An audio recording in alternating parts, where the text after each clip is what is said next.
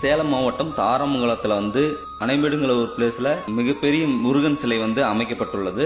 அது நம்பூர் பெருமையை குறிக்கும். அது மட்டும் இல்லாம சேலத்தின் இரண்டாவது மிகப்பெரிய சிலை கூட சொல்லலாம் முருகன் சிலை. நீங்க வாழப்பாடியில கேள்விப்பட்டிருப்பீங்க. 146 ஃபீட்ல ஒரு முருகன் சிலை இருக்கும்.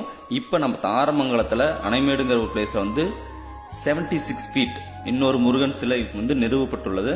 இந்த சிலை ஓபன் பண்ற டேட் தமிழ் மாதம் வைகாசி 5, 6ஆம் தேதி இந்த சிலை திறக்கப்படுது.